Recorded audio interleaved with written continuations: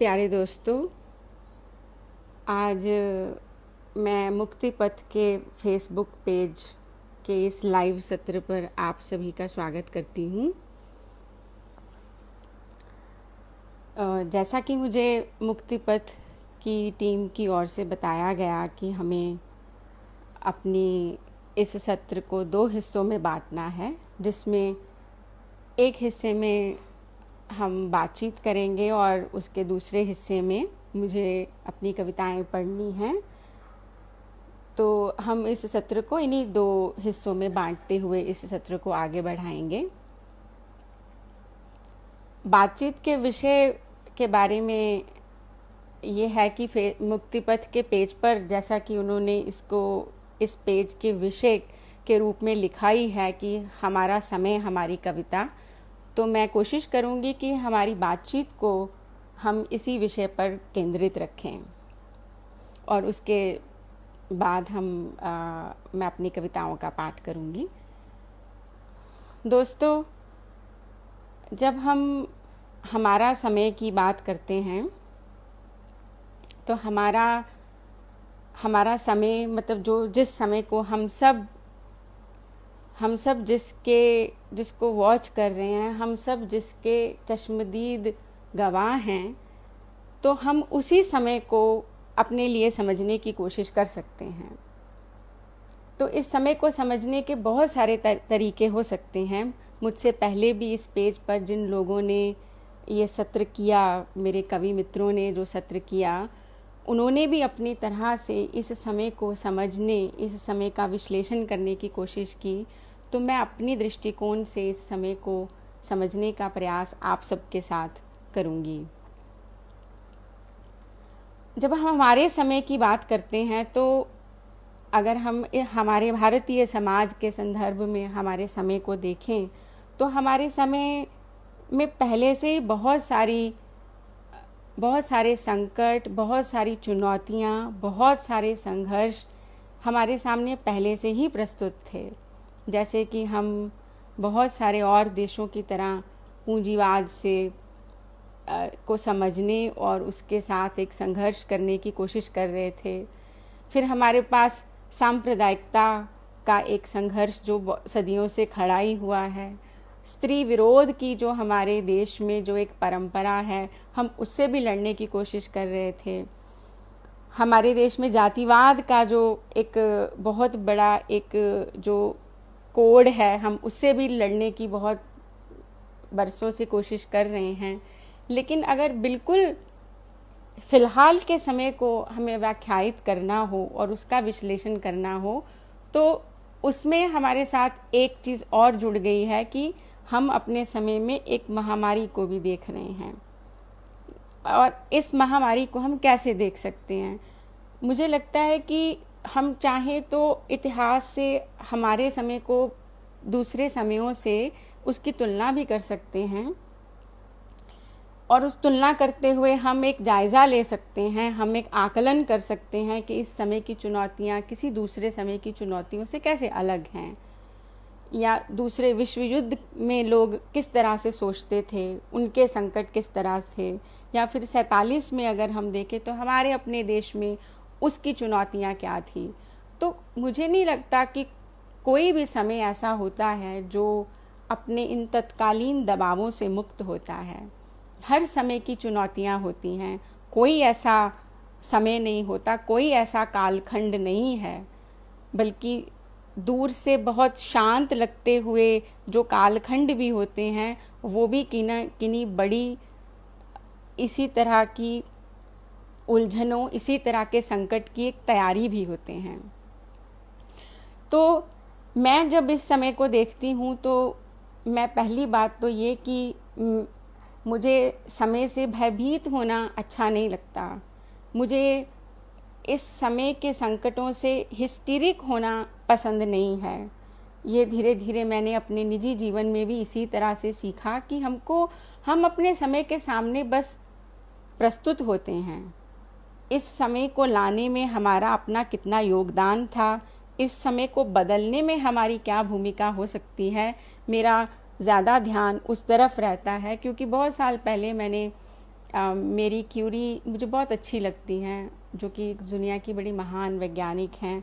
स्त्री होते हुए उन्होंने वो सारे संकट झेलते हुए भी विज्ञान के क्षेत्र में अपना बहुत मौलिक योगदान दिया, जिसे हम सब जानते ही हैं। तो उनकी ये बात जब मैं अपने निजी जीवन में इन बहुत सारी चीज़ों को, इस तत्कालीन दबावों को समझने की कोशिश कर रही थी, तो उन्हीं दिनों में बहुत साल पहले मैंने पढ़ा था कि ये हमारे समय में कुछ भी डरने योग्य नहीं होता। हमें डरना नहीं होता, हमें उस संकट को समझना होता है। और अगर इसी के साथ हम मार्क्स की बात जोड़ें तो मार्क्स कहता है कि हमको सिर्फ समझना नहीं होता, हमको अपने समय को इंटरप्रेट करना होता है। तो इसी तरह से मैं भी समझती हूँ कि मैं इस समय के प्रति अपनी आशंका, अपना अवसाद, अपना दुख प्रकट नहीं करते हुए अपनी भूमिका में उसे समझने का प्रयास करती हूँ, क्योंकि कोई ऐसा युग नहीं था। ये बहुत ही रिडक्टिव अंडरस्टैंडिंग होती है कि अगर मैं कहूँ कि मेरी माँ का जीवन सरल था, मेरी दादी का जीवन सरल था, मेरा जीवन उससे ज़्यादा चुनौतियों से भरा है, मेरे जीवन के संघर्ष ज़्यादा हैं, मुझे नहीं लगता। मुझे लगता है कि इस तरह से हम उसका एक क्वांटिटेटिव विश्लेषण नहीं कर सकते। ऐसा करने से हम शायद न्याय नहीं कर रहे होते, या उनके समय के दबावों और अपने समय के दबाव को बहुत अच्छे से नहीं समझ रहे होते। अभी जो स्थितियां हमारे सामने हैं, इसमें जैसे कि मृत्युंजय के वक्तव्य में भी मैंने देखा कि वो इस सारी ही स्थिति को पूंजीवाद के दुष्परिणाम के रूप में देखने की कोशिश कर रहे थे, जो कि एक उसकी बहुत ही वैलिड व्याख्या है। हम सब उसकी व्याख्या इसी तरह से करने की एक तरह की हमारी परंपरा रही है, क्योंकि पूंजी इस तरह से बहुत सामाजिक असमानता को एक बहुत ही सटल, बहुत चालाक ढंग से उनको बढ़ाने की कोशिश करती है। और किसी भी देश के बुद्धिजीवी का, लेखक का ये काम होता है कि वो इन चालाकियों को पकड़ने की कोशिश करे। लेकिन आप देखिए, पूरी दुनिया में बहुत विद्वान, बहुत बौद्धिक भी समय समय पर हमको चेताते रहे कि ये जितना पूंजीवाद प्रबल था, हालांकि पूंजीवाद की पहुंच और उसका प्रसार तो किसी भी और आख्यान से बहुत ज़्यादा है, लेकिन उसके विरोध में, उसके प्रतिवाद में बहुत लोगों ने, दुनिया भर के चिंतकों ने हमें समझाने की कोशिश भी की कि इसके साथ हम कैसे निपट सकते हैं, हम कितना निपट सके, इससे निपटना हमें चाहिए। ये सब हमारी समकालीनता का एक विषय होता है। लेकिन उसके साथ साथ कोरोना महामारी के आने से हमें इस पूंजीवाद की जो कुरूपता, या इसका जो एक बहुत ही जो एक घृणा से भरा हुआ और सामाजिक असमानता को बढ़ाने वाला जो एजेंडा है, वो और भी ज़्यादा एक्सपोज हो चुका है। तो मैं समझती हूँ कि हमें इन सब चीज़ों को समझने की कोशिश करनी चाहिए, और क्योंकि हम लेखक हैं, हम साहित्यकार हैं, तो हम उसी दृष्टि से इसे समझने की कोशिश कर सकते हैं। मैंने अभी 3-4 महीनों में मैं ये देखने की कोशिश कर रही थी कि इस पूरी जब से मजदूरों ने पलायन करना शुरू किया, वो बहुत ही आत्मा को, दिल को और आपकी सेंस ऑफ द सोसाइटी को बहुत ही उद्वेलित करने वाली, आपको नष्ट करने वाली, मानसिक रूप से आपको बहुत ही बेहबल और बेचैन करने वाली चीज़ें हमारे आसपास हो रही थी। तो वहाँ पर हमने उसका क्रिटिक, उसकी आलोचना इस तरह से भी निकाली कि इस सब के लिए हमारा भारत का जो मध्य वर्ग है वो बहुत जिम्मेदार है, भारत का जो पूंजीपति वर्ग है वो जिम्मेदार है। लेकिन मुझे लग रहा था कि ये फिर भी एक बहुत ही सतही विश्लेषण है। मेरे ख्याल से एक बेहतर समाज बनाने की जो प्रक्रिया होती है वो एक सतत प्रक्रिया होती है। मुझे नहीं लगता कि अचानक से जो संकट आते हैं, जैसे कोरोना आ गया, जिसकी हमारी कल्पना में भी नहीं था। अगर हम पिछले साल भी देखें तो पिछले साल जुलाई में हमें नहीं पता था कि इस जुलाई में, 2020 की जुलाई में हम इस तरह के संकट से जूझ रहे होंगे। तो हमें ये इस तरह की उम्मीद करनी कि महामारियां आकर या इस तरह की कोई बहुत बड़ी राजनीतिक घटनाएं आकर हमारे स्वभाव को, भारत के मध्य वर्ग के सोचने की जो क्षमता है, उनका जो बौद्धिक सामर्थ्य है, उसको अचानक से वो बढ़ा देंगी, उसको बदल देंगी, ऐसा मुझे नहीं लगता। तो मुझे लगता है कि हमको ये समय, देखो पॉलिटिशियंस ऐसा कर सकते हैं क्योंकि उनको अगले चुनावों में भी अपना हित साधन करना है, लेकिन लेखकों को इस तरीके से ये आकलन और विश्लेषण ज़्यादा गहरे होने चाहिए। मुझे ऐसा लगता है कि भारत के मध्य वर्ग ने अगर जिस तरह की असंवेदनशीलता, जिस तरह का उन्होंने इस पूरी समस्या के प्रति अपना स्वार्थ जो प्रकट किया है, ये बहुत ही चिंता का विषय है। लेकिन इस चिंता के विषय को भी हमें कैसे समझना चाहिए, क्योंकि अब हम सरासर जो आरोप प्रत्यारोप की जो राजनीति है वो साहित्य की राजनीति नहीं होती, वो बौद्धिकों की राजनीति नहीं होती।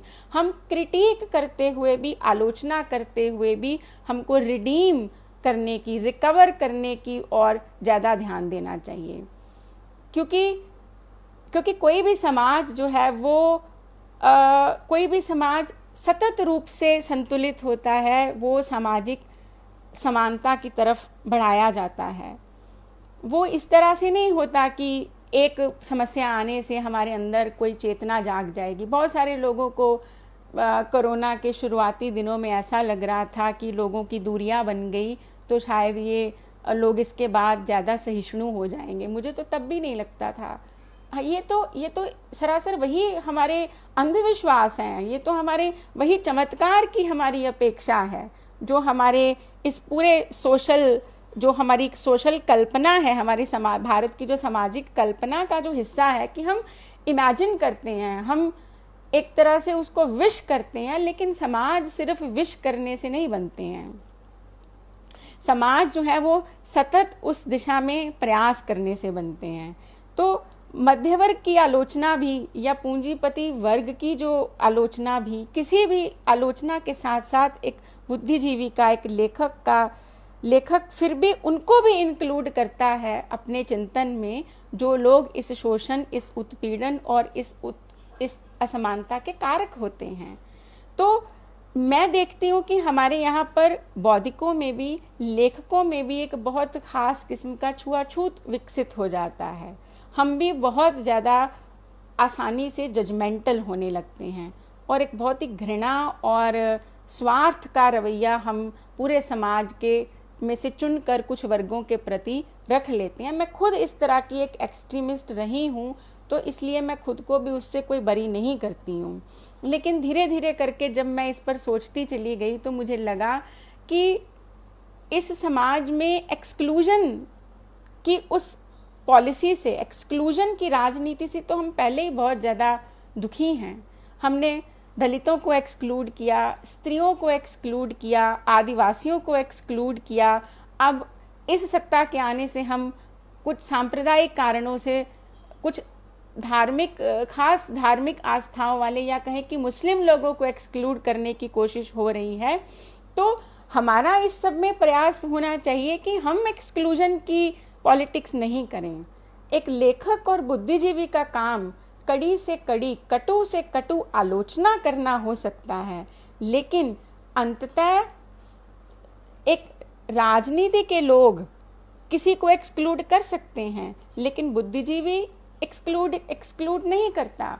वो हर स्थिति में इंक्लूड करने की कोशिश करता है। वो इस तरह से, क्योंकि अब आप देखिए कि अगर भारत का मध्य वर्ग बहुत निकम्मा है, मान लीजिए बहुत निकम्मा है और परजीवी है, मुझे इससे कोई इनकार नहीं है, वो वाकई परजीवी हैं, लेकिन उनको शिक्षित कौन करेगा? मध्य वर्ग को शिक्षित करने के लिए हमें बाहर से लोग नहीं बुलाने हैं। उन्हें शिक्षित करने के लिए भी यही इंटेलेक्चुअल सोसाइटी है, यही थिंकिंग कम्युनिटी है। तो ये कोरोना के दिनों में जो एक चीज़ मैंने निजी रूप से सीखी है, वो एक वृहद किस्म के इंक्लूजन की है, कि हमें इस तरह से अपने चिंतन को आगे बढ़ाना चाहिए जिसमें हम समग्रता में अपने समाज के कल्याण और समाज में न्याय और सत्य की प्रतिष्ठा कर सकें। मुक्तिपथ की पेज पर मैं एक कमेंट देख रही हूँ कि लेखक बहिष्कार की राजनीति ना करें, और ख़ास तौर पर हिंदी साहित्य में मुझे लगता है कि बहिष्कार एक इतनी आसान चीज़ है कि जिसको आप 1 मिनट में किसी का भी बहिष्कार कर सकते हैं। तो अगर हम में भी वैसी ही आतुरता है, अगर साहित्य समाज में भी वैसी ही आतुरता है जो कि आम समाज में है, तो फिर मुझे ये सोचने में फिर बहुत कठिनाई है कि फिर वो कौन सोचेगा कि जिसमें हम सर्वहिताय की बात कर सके। और मेरा सर्वहिताय का मतलब कोई ब्राह्मणवादी विचार नहीं है कि जिसमें सर्वहित का मतलब या लोक मंगल का अर्थ जो है वो सिर्फ वर्चस्वशाली वर्गों, सवर्णों या पुरुषों के मैं हित की बात कर रही हूँ। लेकिन मेरा ये जो मैंने महसूस किया है पिछले कुछ महीनों में, मैं सिर्फ अपनी बात आपके सामने रखने की कोशिश कर रही हूँ कि उसमें जो समावेश करना है वो बहुत ज़रूरी है। अगर भारत का मध्य वर्ग भारत की राजनीति को निर्णायक रूप से तय करता है, अगर उसकी इकोनॉमी को वो तय करता है, तो उसको शिक्षित करना भी हमारा काम है।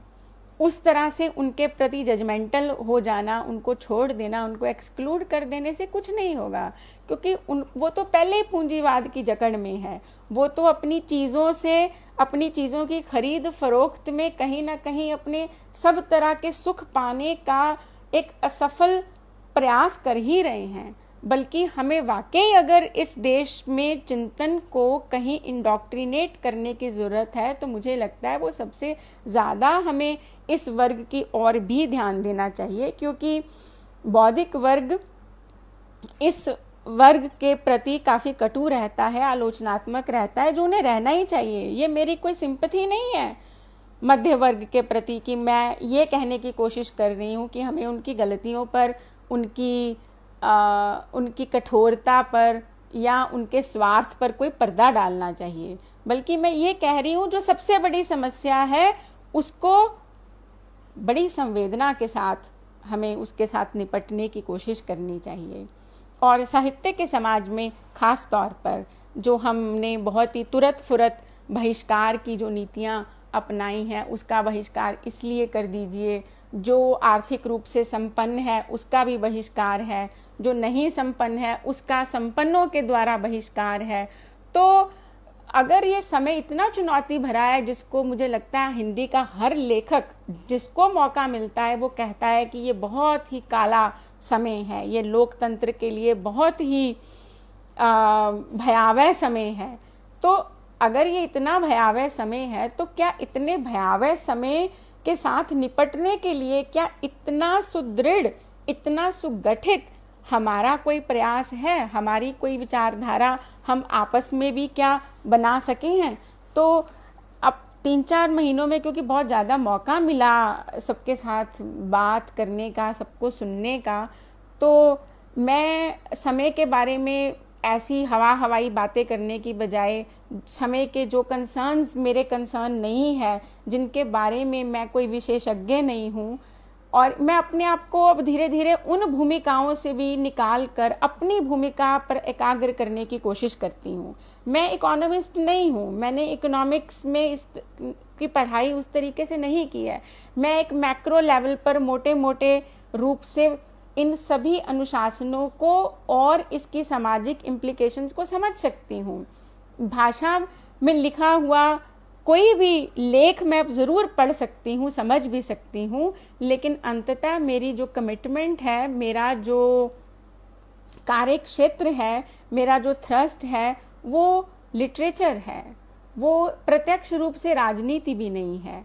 तो मैं इस तरह से उस तरह के हस्तक्षेप करने की बजाय जो असल में मेरा सामर्थ्य नहीं है, जो असल में मेरा कार्यक्षेत्र नहीं है, क्यों ना मैं उसकी बजाय वहाँ पर अपनी इंटरवेंशन को मजबूत करूँ जहाँ पर मैं वाकई कोई सकारात्मक अंतर ला सकती हूँ। तो मेरी कल्पना जो हमारे समय को लेकर है कि सबसे पहले तो हम अपने साहित्य के जो समाज में इस लोकतंत्र को उसके सत्य स्वरूप में उसकी प्रतिष्ठा करें और वो सारी समस्याएं जो पूरे देश की समस्याएं हैं और वो अगर साहित्य समाज की भी समस्याएं हैं तो वो सबसे पहले उनका निपटारा अपने तत्कालीन समाज में करें, अपने तत्कालीन संबंधों में करें, अपने तत्कालीन समुदाय में करें, अपने कुनबे में करें।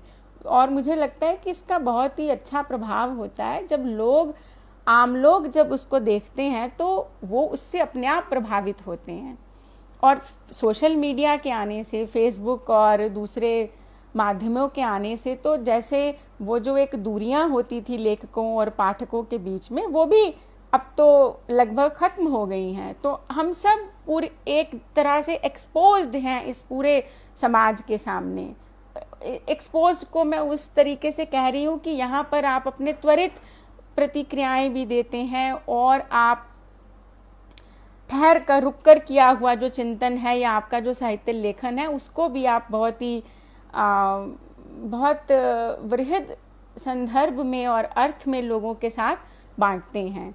तो जब हम इस तरह से एक लेवल पर आ ही चुके हैं तो मैं समझती हूँ कि हमको कम से कम साहित्य के समाज में इन सारी विसंगतियों और बाहर के समाज के उन संकटों से जिनसे हमको लड़ना है, पहले हमें उसको आंतरिक रूप से उन सारी चीज़ों से निपटने की कोशिश करनी चाहिए।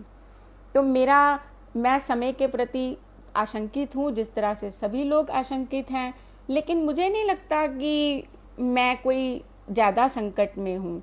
जब शुरू में कोरोना आया भी था तो मुझे तुरंत याद आई कि कुछ लोगों ने पहला विश्व युद्ध भी झेला था, कुछ लोगों ने दूसरा विश्व युद्ध झेला। मैं पंजाब से हूँ तो मैंने देखा कि क्योंकि पंजाब पर पार्टीशन का असर कुछ ज़्यादा हुआ तो पंजाब के लोगों ने 47 देखा, फिर पंजाब के लोगों ने 84 भी देखा। तो ऐसा नहीं हो सकता कि मेरा जो समय होगा वो इस तरह की दिक्कतों से मुक्त होगा, संकटों से मुक्त होगा।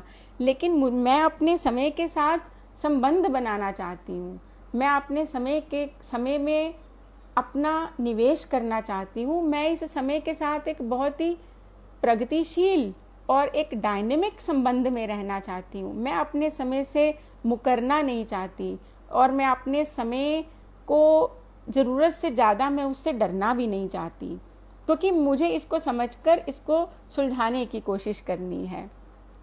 तो वो जो एक तरह का पैरानॉइड फैल जाता है समाज में, दुनिया में संकटों की वजह से, मुझे लगता है सबसे पहले तो हमें उससे अपने आप को बचाना चाहिए।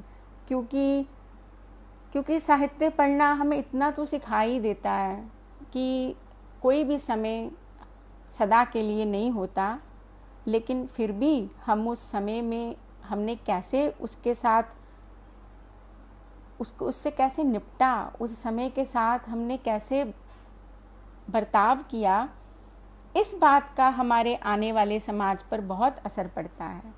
तो हमने अपनी आपदाओं और अपनी राजनीतिक संकटों और अपने सामाजिक संकटों से कैसे निपटा, ये ज़रूर तय करेगा कि हम चिंतन की और मनन की और अपने जो हमारे बौद्धिक अभ्यास हैं उसकी कैसी धरोहर हम अपनी फ्यूचर जनरेशन के लिए छोड़कर जा रहे हैं। तो पहले तो जो अगर मुझे कोई एक ही बात करनी हो तो वो ये है कि हमको इस हिस्टीरिया से निकलना चाहिए। इस हिस्टीरिया से निकलने का मतलब असंवेदनशील होना नहीं है, इसका मतलब है कि हमको अपनी संवेदना का सदुपयोग करना चाहिए। हमें कैसे इन चीज़ों का प्रसार करना चाहिए, अपने आप को और दूसरों को बौद्धिक रूप से इतना मजबूत हम कैसे करें कि हम ऐसा एक समाज तैयार कर सकें जो पूंजीवाद से भी लड़ सके, जो जातिवाद से भी लड़ सके, जो स्त्री विरोध से भी लड़ सके, और उसके बीच में इस तरह की अप्रत्याशित कोरोना जैसी महामारी या कोई अन्य संकट, प्राकृतिक आपदाएं भी हमारे देश में आती रहती हैं, तो उनसे निपटने का जो जो कुव्वत है, का जो एक सामर्थ्य है, वो हम समाज में कैसे विकसित करें। क्योंकि जैसे बहुत सारे वो जैसे कहती हैं कि पुल के नीचे बहुत सारा पानी निकल चुका है, वो निकलता ही रहेगा, लेकिन फिर भी हमारे पास बहुत सारी संभावनाएं होती हैं। लेखकों के पास, बौद्धिकों के पास एक उम्मीद होती है कि वो उस उम्मीद से समाज के लिए एक दिशा ज़रूर तय कर सकते हैं। हमें लगता है कि हम जो भी बोल देंगे, हमने फेसबुक पर जो भी बोल दिया, किसी लाइव में जो भी कह दिया, उससे कोई फ़र्क नहीं पड़ता। उससे बहुत फ़र्क पड़ता है। जैसे आज भी हम 100 साल पहले के लेखकों की किताबें पढ़ रहे हैं, तो जैसे हमारी किताबें उपलब्ध हैं हमें किसी ना किसी तरह से, जो हम बोल सुन रहे हैं, ये भी हमारी आने वाली पीढ़ियों को किसी न किसी रूप में उपलब्ध होगा। तो इसलिए हम जो भी बोल रहे हैं, हम जो भी लिख रहे हैं, हम इन संवादों में जिस तरह से हस्तक्षेप कर रहे हैं, इसका बहुत फ़र्क पड़ता है कि हम किस तरह की लीगेसी, किस तरह की धरोहर अपने आने वाली पीढ़ियों के लिए छोड़ रहे हैं। जैसे कि मान लीजिए कि अगर मैं अपने जीवन में जातिवादी ही रही, एक लेखक होकर भी, एक अपने आप को अगर मैं बौद्धिक समझती हूँ, तो फिर मैंने अपने समय के साथ कोई संवाद नहीं किया। अगर मैंने उसका विरोध नहीं किया तो मैंने उसका तो मेरी जो मुझे सुनने वाले जो लोग होंगे वो ये जान पाएंगे कि मैं अपने समय के सामने सही से प्रस्तुत नहीं हुई, मैंने अपने समय के साथ संवाद नहीं किया। चंद्रकला जी, मैं आपका कमेंट पढ़ती हूँ कि एक सचेत जवाबदेह समाज जिसे घातक यथास्थिति से जूझना आए। बिल्कुल मुझे लगता है कि हमारी ज़्यादातर जो बौद्धिक अभ्यास हैं वो स्टेटस को पोसने वाले होते हैं। हमें भारत में हमारी इस तरह का कुछ पालन पोषण भी इस तरह से है। हमारी जो एक जिसको वैचारिक विरासत कहते हैं, वो बदलाव के प्रति, परिवर्तन के प्रति और ट्रांसफॉर्मेशन के प्रति कहने में तो हमें लगता है कि वो बहुत आतुर है, बहुत तत्पर है, लेकिन करने में हमें बहुत ज़्यादा मुश्किल आती है उस यथास्थिति से जूझने में। लेकिन यही तो एक फ़र्क होता है कि एक बौद्धिक व्यक्ति, एक लेखक जो है, उसके पास इतना नैतिक साहस होता है कि वो इनसे जूझ सकता है, वो अपने उस सामर्थ्य से उनसे निपट सकता है, और जिसको कहते हैं कि वो आसमान में छेद जरूर कर सकता है। और ऐसा नहीं है कि इस देश में इस तरह के लोग नहीं हुए।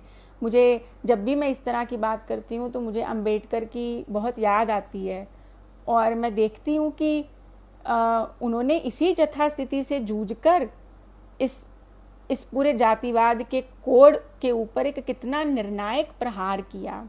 उन्होंने अपनी उस सामाजिक और बौद्धिक भूमिका का कितना अच्छा क्या मतलब कितना अनुकरणीय, कितना आदर्श रूप से उसका निर्वाह किया। तो लेखकों को उस तरह के अवसाद से निकलकर, उस तरह के हिस्टीरिया से निकलकर इन सब चीज़ों से जूझने की कोशिश करनी चाहिए। और पूंजीवाद, एक लेखक और बौद्धिक अगर खुद ही पूंजीवाद के ट्रैप में फंसा हुआ है तो उसके लिए तो बहुत मुश्किल है कि वो दूसरों को वो ये समझाए कि हम किस तरह से पूंजीवाद से हमको लड़ना चाहिए।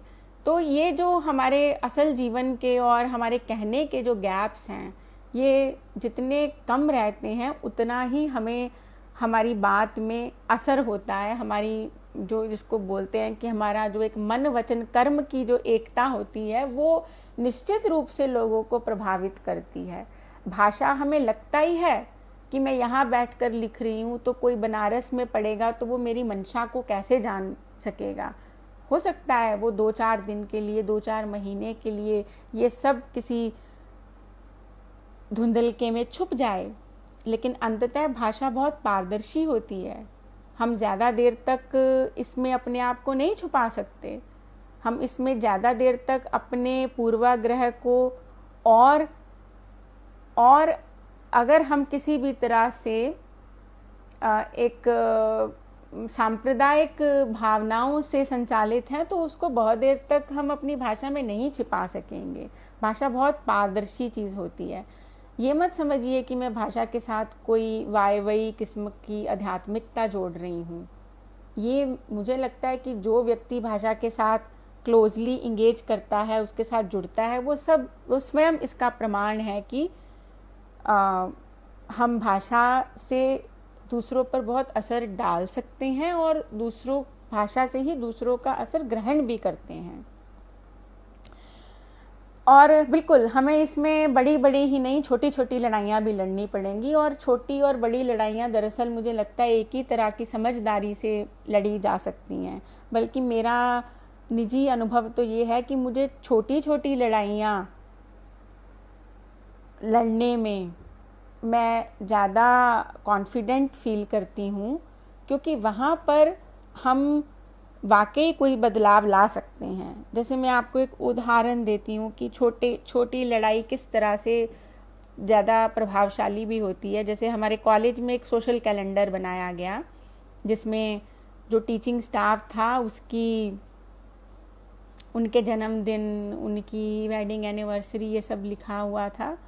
तो वो हमें साइन होने के लिए आया और मैंने और मेरी कोलीग ने उस पर साइन करने से मना कर दिया, क्योंकि हमने ये कहा कि अगर जिस कैलेंडर का नाम सोशल कैलेंडर है, उस सोशल कैलेंडर में 4th क्लास एम्प्लॉय तो नहीं है, उसमें कोई पियोन्स नहीं लिखे हुए, तो क्या जन्मदिन और शादी की सालगिरह सिर्फ प्रोफेसरों की इम्पॉर्टेंट होती है?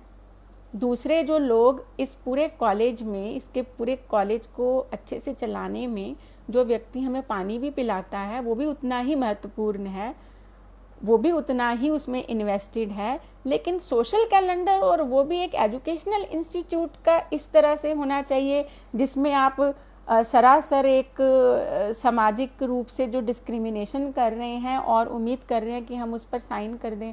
तो हमने उस पर साइन नहीं किए, क्योंकि मेरे सामने जिस भी तरह की स्थिति आती है तो मैं कोशिश करती हूँ कि लड़ाई वैसे छोटी या बड़ी होती ही नहीं है। मुझे तो ये भी लगता है कि कोई लड़ाई छोटी या कोई बड़ी नहीं होती है।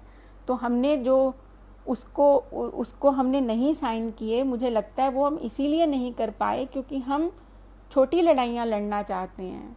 मैं जहाँ रहती हूँ, जहाँ मैं नौकरी करती हूँ, जिस परिवार में मेरा उठना बैठना है, जिन दोस्तों में मैं उठती बैठती हूँ, मैं वहाँ पर भी इन चीज़ों को नहीं सहन कर सकती हूँ, जिन चीज़ों का विरोध मैं एक फेसबुक लाइव पर करती हूँ।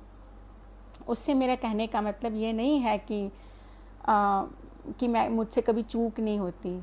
मैं चूक ना करने के बारे में वाउच नहीं कर रही हूँ, लेकिन मैं आपको ये बताने की कोशिश कर रही हूँ, जैसे कि चंद्रकला जी ने कहा कि हमें छोटी छोटी लड़ाइयाँ भी लड़नी चाहिए। हमें उस संशय का प्रयोग तो जीवन में किसी भी तरह करना चाहिए, अपने फिलियल रिलेशनशिप में भी करना चाहिए।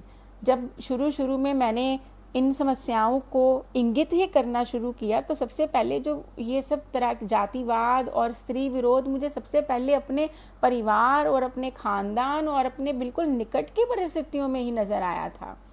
तो ये बिल्कुल मैं समझती हूँ कि हमें इसका मुकाबला, इसका प्रतिवाद और उसके बाद इसके प्रति लोगों को जागरूक करना, शिक्षित करना, ये बिल्कुल अपने तत्कालीन स्थितियों से करना चाहिए।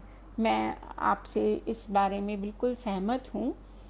और मैं एक बार समय देख लेती हूँ कि ये ऑलरेडी 5:35 हो गए हैं, तो अगर 1 घंटे के लिए मुझे बोलने के लिए कहा गया है तो मेरे ख्याल से आधा घंटा हमें कविता पाठ पर लगाना चाहिए।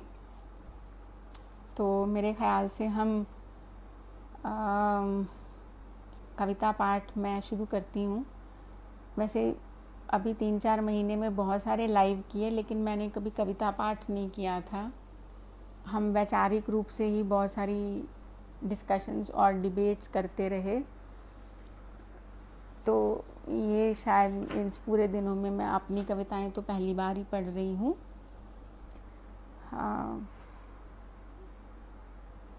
तो मैं अपनी कविताएं पढ़नी शुरू करती हूँ, लेकिन उससे पहले एक बात मैं ख़ास तौर पर, जब हमारा समय, हमारी कविता, हमारे समय पर तो मैंने अपनी बात रखने की कोशिश की, लेकिन हमारी कविता पर मैंने ज़्यादा बात नहीं की है।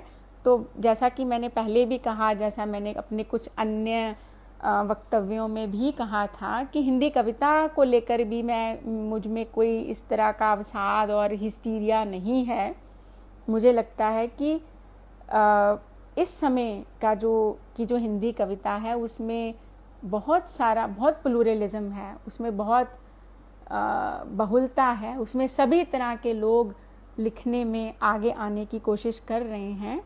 और उसमें कुछ लोगों को ये भी लगता है कि ये ठीक नहीं हो रहा है, स्त्रियों को ये नहीं करना चाहिए, दलितों का लेखन कुछ और तरह का होना चाहिए, ये नकली आदिवासी कविता है, ये असली आदिवासी कविता है। तो ये सब बातें बिल्कुल हो सकती हैं, लेकिन अगर हम अपने समय को देखें कि जो भारत का लोकतंत्र है, अगर वो करीबन 70 साल का अगर वो लोकतंत्र है, तो और उसके बाद हम एक अस्मिताओं के जागने की जो आंदोलन शुरू हुए हैं, अस्मिताओं ने अपने आप को असर्ट करना शुरू किया। भारत में जो एक ब्राह्मणवादी वर्चस्व था, अगर उसको खदेड़ने की कोशिश हो रही है, तो ये सब जो कुछ हद तक अगर लोग उसको नॉइस भी मानते हैं, उसको शोर भी मानते हैं, तो ये एक बहुत ही सकारात्मक शोर है। हमें इस शोर का स्वागत करना चाहिए। ये धीरे धीरे अपने आप सेटल हो जाएगा, जिसको सईद शायद एक कॉन्सेप्ट कहते हैं पोस्ट कॉलोनियल डिस्कोर्स में, कॉन्ट्रापंटिलिटी, कि जिसमें बहुत तरह के साज जो हैं वो एक साथ बजते हैं और वो बजते बजते आपस में कुछ सामंजस्य भी बिठा लेते हैं। तो मुझे लगता है कि हमको भी उस तरह की कॉन्ट्रापंटिलिटी में एक आस्था बनानी चाहिए। मैं ये नहीं कह रही कि हमें उनकी आलोचना नहीं करनी चाहिए, आलोचना करनी चाहिए। भाषा के प्रति, विचार के प्रति जो सुदृढ़ता होनी चाहिए वो बिल्कुल वो होनी ही चाहिए, लेकिन फिर भी उनके आने भर से, प्रकाशित होने भर से, लोकधारा में शामिल होने भर से हमें इस तरह का संकोच नहीं दिखाना चाहिए, ऐसा मैं निजी रूप से मानती हूँ। तो हिंदी बहुवचनात्मक भाषा है। एक बार फिर वे अपनी जनतांत्रिकता का विस्तार कर रही है, बिल्कुल कर रही है, और हमें इसको ज़बरदस्ती हिंदी पट्टी, हिंदी समाज, हिंदी भाषी इस तरह के खाँचों में नहीं बांटना चाहिए। हिंदी साहित्य में क्षेत्रवाद उसकी एक बहुत बड़ी बीमारी है। मतलब एक तरह से एक जो हमारी एक कॉमन एक ब्रिज लैंग्वेज हो सकती थी, अगर उस पर इस तरह से क्षेत्रवाद थोपे जाएंगे तो इस तरह की बातें करते हुए कोई हिंदी का फ़ायदा नहीं करता है, वो हिंदी का नुकसान ही करता है।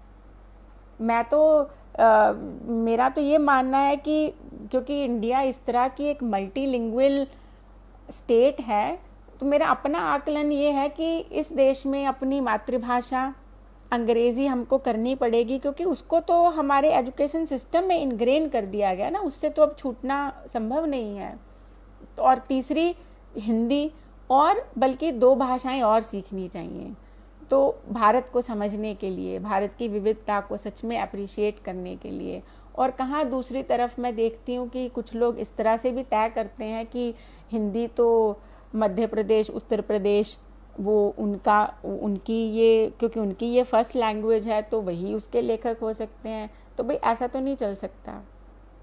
मुझे लगता है कि एक असर्शन इस पूरे देश में इस बात पर भी होनी चाहिए कि भाषा को पहले तो धर्म से अलग करके एक भाषा के रूप में देखा जाए, और सभी का अधिकार है जो भारत में रहता है, और जैसे उसका दूसरी भाषाओं पर, अपनी मातृभाषा पर जैसे अधिकार है, तो उस तरह से अगर कोई लोग दूसरे इलाकों से आकर भी हिंदी में लिखते हैं तो उसका स्वागत करना चाहिए, उसको हिंदी साहित्यकार की तरह देखना चाहिए। इस तरह के खेमे, इस तरह के गिरोह, उस पर बहुत सारी बातें वैसे हो चुकी हैं, मैं खुद भी पहले बहुत बार कर चुकी हूँ।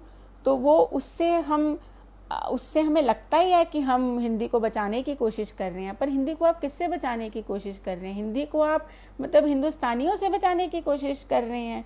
तो ये तो कोई ज़्यादा कोई विवेक वाली बात मुझे नहीं लगती है। खैर, हम अब अपनी इस डिबेट को आगे ना बढ़ाते हुए मैं अपनी कुछ कविताएं आपके सामने पढ़ूंगी, जितना भी समय हमारे पास बचा है, जो कि 15-20 मिनट का समय है। मुक्ति पथ के सदस्यों से मैं माफ़ी चाहूँगी कि हमारा जो बातचीत थी वो ज़्यादा लंबी हो गई। अच्छा महेश जी, इसमें अप्रकाशित कविताएं तो एक दो तो प्रकाशित भी सुना देती हूँ, फिर बाद में अप्रकाशित भी सुनाऊंगी।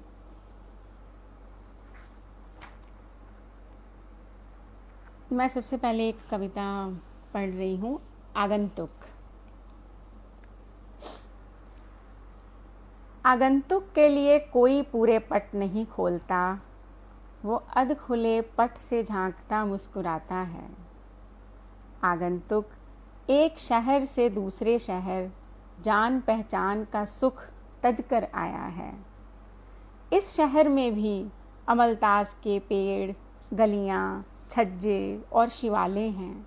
आगंतुक लेकिन इन्हें ढूंढने यहाँ नहीं आया है। क्या चाहिए? अध खुले दरवाजे के भीतर से कोई संकोच से पूछता है। आगंतुक घबरा कर एक गिलास ठंडा पानी मांग लेता है। पानी पीकर आगंतुक लौट जाता है, जबकि किसी ने नहीं कहा, भीतर आओ, कब से प्रतीक्षा थी तुम्हारी और तुम आज आए हो, अब मिले हो तो बिछुड़ मत जाना।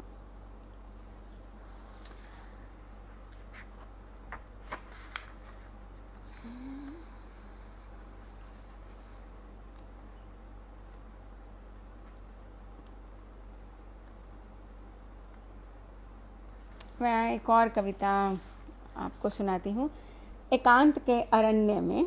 ये मेरे संग्रह में ही है तो उसी में से सुना रही हूँ। एकांत के अरण्य में अंततः ये संभव हुआ, दो जीवों की असमानता के बीच संबंध का संयोग जगा। इस घर में मैं सामान से अधिक बोझ लेकर आई थी, फिर यहाँ खिलने लगा एकांत का अरण्य। इस घर में रहती थी छिपकलियाँ, जिन्हें मैंने असल में पहली बार देखा। न्यूनतम सटीक देह, चुस्त लेकिन शांत मुख। छिपकलियाँ एकांत के पार्षद की तरह घर में रहती और मैं व्याकुलता की बंदी की तरह। निश्चित ही आसान नहीं था छिपकलियों से प्रार्थना करनी, इनके वरदान पर भरोसा करना, पर इससे कहीं मुश्किल काम मैं कर चुकी थी, जैसे मनुष्य से करुणा की उम्मीद करना। दूरियां बनी हुई हैं जस की तस, अतिक्रमण नहीं है अधिकारों का। छिपकलियां दीवारों पर हैं और मैं अपने बिस्तर में, फिर भी एक दीवार अब टूट चुकी है। एकांत के अरण्य में आत्मीय एक फूल खिल गया है।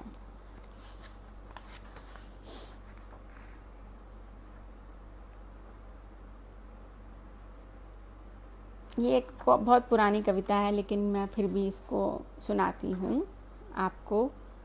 कैमरे की आँख। मेरी टांगें कांपने लगी थीं क्योंकि तुम खींचना चाहते थे मेरी सबसे सुंदर तस्वीर। ऐसे आग्रह पर कुरूप जो छुपा हुआ था कब से, यकदम बलवान हो गया। अभी तक जो जमा रखे थे चीड़ की सूखी पत्तियों पर पैर, अचानक डगमगाने लगे थे।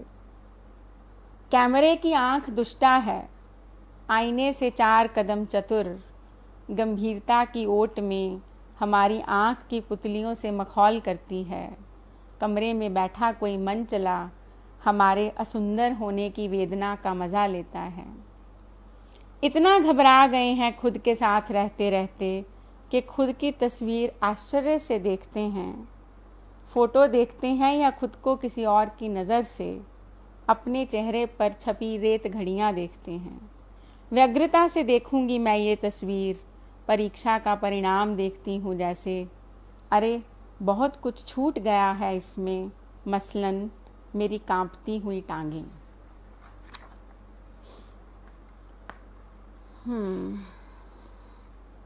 चलो, अब महेश जी ने कहा है तो कवि मित्रों की बात हमें माननी चाहिए।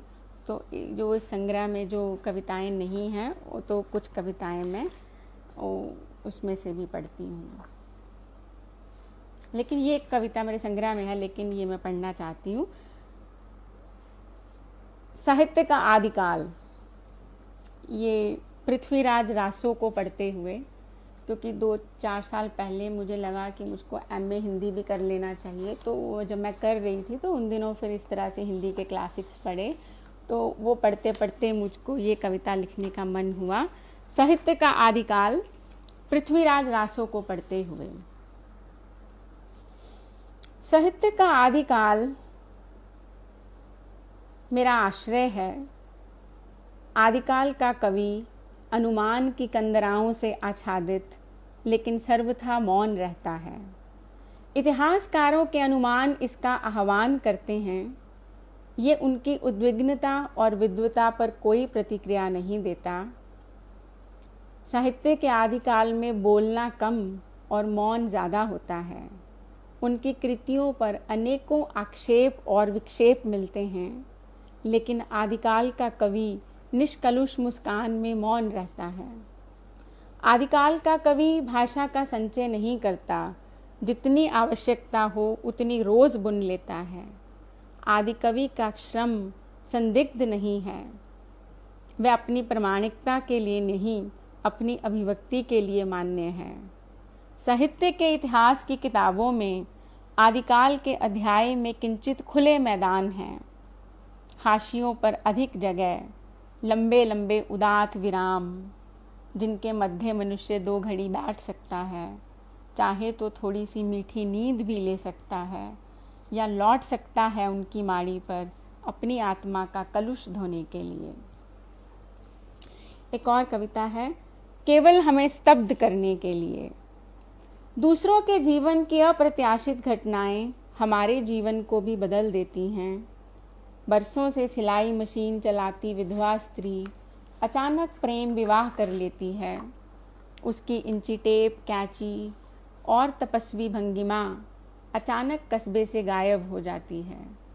धैर्य और श्रम के उत्तराधिकार को नियुक्त किए बिना वे अपने प्रेमी के साथ विदा हो जाती है।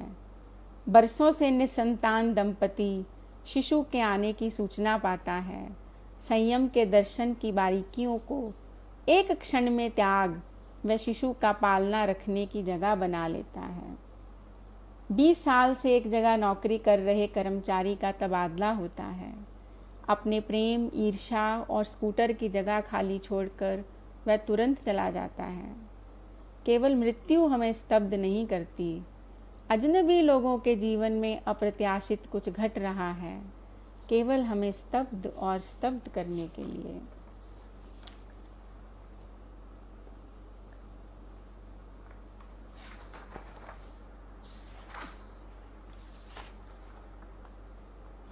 ये एक कविता है जो मैंने थोड़े दिन पहले लिखी थी, बुढ़िया की जिंदगी। वह अकेली अनब्याही बुढ़िया थी ब्याहताओं के मोहल्ले में। ब्याहता स्त्रियां और पुरुष इसीलिए उसका आदर करते थे कि उसका कोई प्रेमी नहीं था, कोई वासना नहीं। मोहल्ले के सभी लोग बहुत खुश थे कि कोई है जो प्रेम के लिए मरा नहीं जा रहा, जो चुंबनों में बर्बाद नहीं हो रहा, जिसे फिक्र नहीं कि बीमार होगी तो दवा कौन देगा, मर जाएगी तो कब्र कौन खोदेगा। बुढ़िया के जीवन में लोग अपनी शांति की झलक पाते थे। उसका होना इस बात का प्रमाण था कि जीवन का कोई सिद्धांत नहीं है, जीवन के गुब्बारे में कभी भी छेद किया जा सकता है। बुढ़िया को पता था कि मोहल्ले के लोग उसे मुफ्त में रोटी और इज्जत दे देंगे, उसकी कब्र भी खुशी में खोद देंगे, लेकिन अगर उसे पड़ोस के बूढ़े के साथ सोया हुआ देख लेंगे तो उसे दुत्कार कर मार देंगे। इसलिए उस बुढ़िया ने रोने के वक्त रोना और सोने के वक्त सोना अच्छे से सीख लिया था। आशीष देते वक्त आशीष देना और चूमने के वक्त सिर्फ चूमना।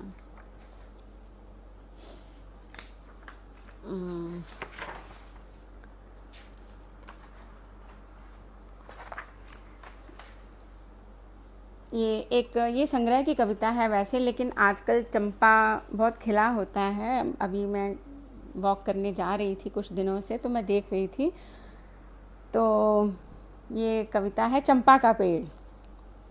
चंपा के पेड़ से बात करना धैर्य का अभ्यास है।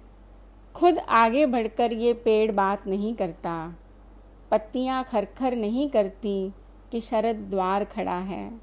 शीत हवाओं के निहोरे से अलबत्ता चुपचाप झरता है। इतना दूर नहीं उगा कि संकल्प करके इसे कोई ढूंढने निकले। इसके नाम से नहीं होता एक प्रांत अलग दूसरे प्रांत से। मिल जाता है धूल भरी सड़कों के किनारे, शहर दर बदर, कतार में, एकांत में, स्वांतः सुखाए। गलियों बागों बगीचों में रास्तों को रोशन करता, प्रतीक्षा मुक्त, न मधु न भ्रमर। चंपा के पेड़ पर कुछ भी उलझा हुआ नहीं है। पत्तियां मुश्किल से एक दूसरे को स्पर्श करती, फूल खिले हुए टहनियों पर विरक्त। ऐसी निस्पृहता जीवन है तो ऐसी निस्पृहता क्यों मेरे पेड़? कौन है तुम्हारे प्रेम का अधिकारी? सर्वत्र तो दिखते हो पर मन में किसके बसते हो? उत्तर मिला धीरे से, निस्पृहता मेरा ढब है। प्रतीक्षा में रत हूँ उस पथिक की जो जानता है कि सत्य पृथ्वी परायण होते हुए भी उभयचर है, निर्द्वंद है पर करुणा से रिक्त नहीं। मैं उस पथिक के प्रण पर नहीं, उसकी ऊहापोह पर जान देता हूँ, जो सत्य की प्रतिष्ठा ऐसे करता है जैसे आटे को सिद्ध करती स्त्री परात में कभी पानी और डालती, कभी आटा और मिलाती है। और मेरे ख्याल से एक आध कविता और पढ़कर मुझे इस सत्र को ख़त्म करना चाहिए। तो ये अभी हाल ही की कविता है। मैं अकुंठ लोगों की तलाश में रहती हूँ। दुनिया में इस बात का दिखावा बहुत है कि अपनी आँखों से देखो, अपने दिमाग से सोचो, अपनी आवाज़ पैदा करो, अपनी शैली का संधान करो, पर अपनी आँख वालों को, अपने दिमाग वालों को, अपनी शैली सिद्ध कर चुके लोगों को उन्हीं लोगों से सबसे अधिक घृणा मिलती है जो झंडा उठाए रहते हैं कि अपनी आँख से देखो, दिमाग से सोचो और अपनी आवाज़ पैदा करो, अपनी शैली का संधान करो। मुझे हमेशा उन लोगों से सच्चा प्यार मिला जो दिखावा नहीं करते थे कि इस दुनिया को बदलना चाहिए। अपनी असहायता, निरुपायता में भी वो अकुंठ रहते थे। उन्हें उम्मीद नहीं थी कि ये दुनिया बदलेगी, पर अगर दुनिया एक पल के लिए या स्वप्न में भी बदलती थी तो अकुंठ लोग उसका स्वागत करते थे। उन्हें अगर उम्मीद थी तो बस खुद से उम्मीद थी। इस दुनिया में ऐसे बहुत से संगीतकार, चित्रकार और कवि हुए जिनकी प्रतिभा के बारे में कुछ आलोचक शंकालु ही रहे, और अकुंठ लोग निर्भर जीवन जीकर दुनिया से चले जाते रहे। वे कविताएं पढ़कर रो पड़े, संगीत सुनकर किसी के अपराध क्षमा कर सके, चित्र देखकर अपनी बेचैनी को शांत कर सके। आलोचक उनकी कलाओं के छेद गिनने में ख़त्म हो गए। मैं अकुंठ लोगों की तलाश में रहती हूँ। अकुंठ मनुष्यों की आज़ादी में मुझे शरण मिलती है। इनके घरों से मैं मांगकर भी खा लेती हूँ और पानी के लिए इनके आगे अपने हाथ भी फैला देती हूँ।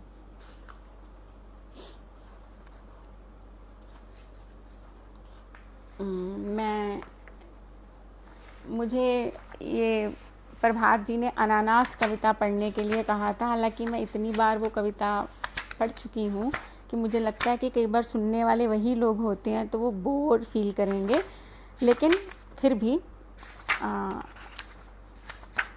बल्कि किसी के सुझाव देने से ये आसानियत होती है कि फिर हमको बस वही निकाल कर पढ़नी होती है, तो उसको मैं ढूंढ रही हूँ।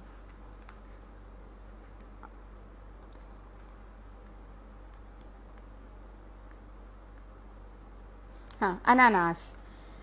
बेवजह अनानास खरीद लेती हूँ मैं।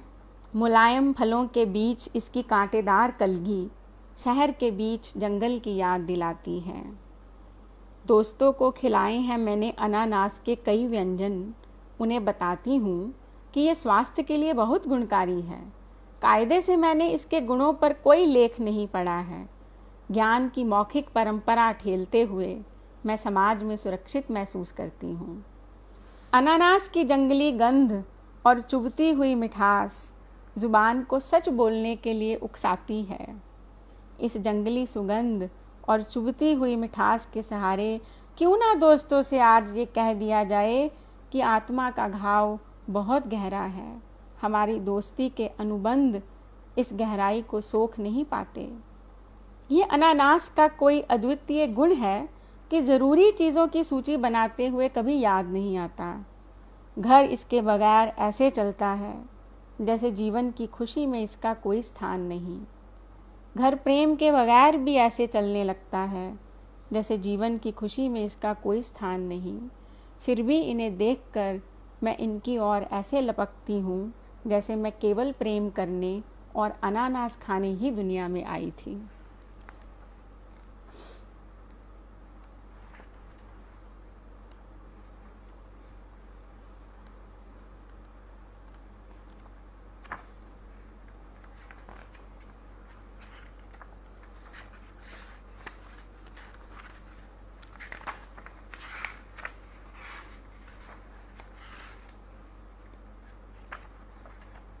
इसमें एक कविता है, नाम और लाड़ के नाम।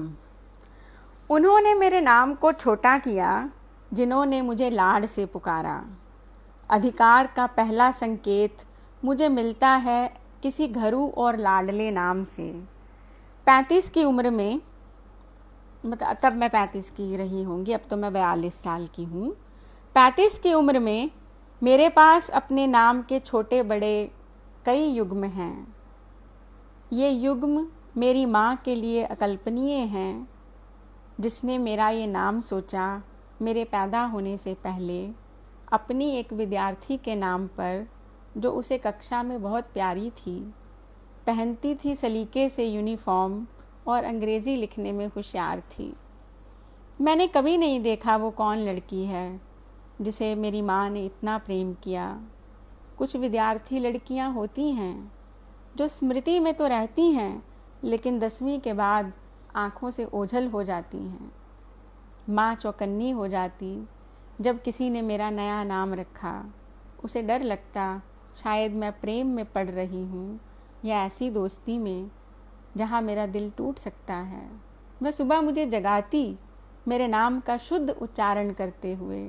ऐसी चेतावनी को मैं हंसकर सुनती जबकि दूसरे नाम मेरे कानों में तैरते रहते।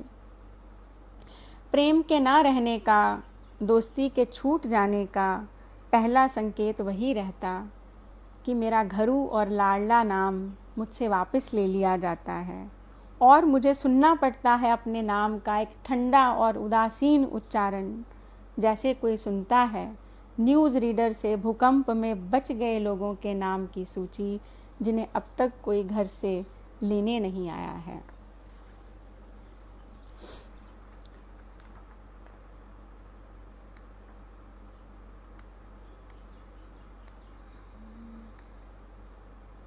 मैं एक आखिरी कविता पढ़कर इस सत्र को ख़त्म करती हूँ।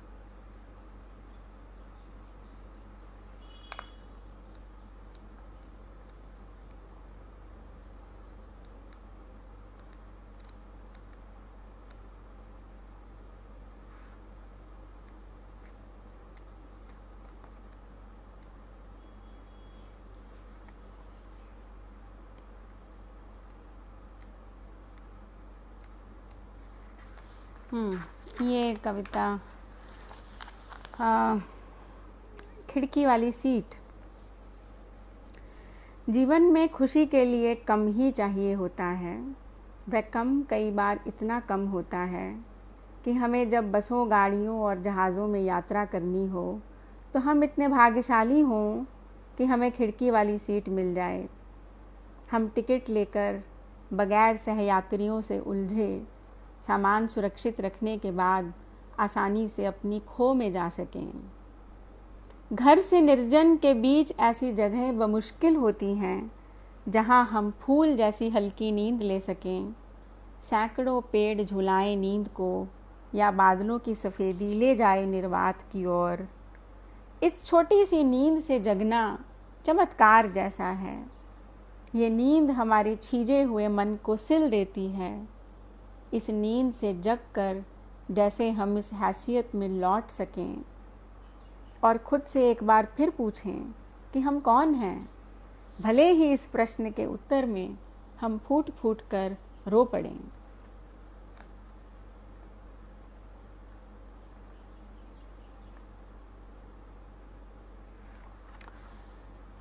तो मेरे ख्याल से मैं इस सत्र को ख़त्म करती हूँ।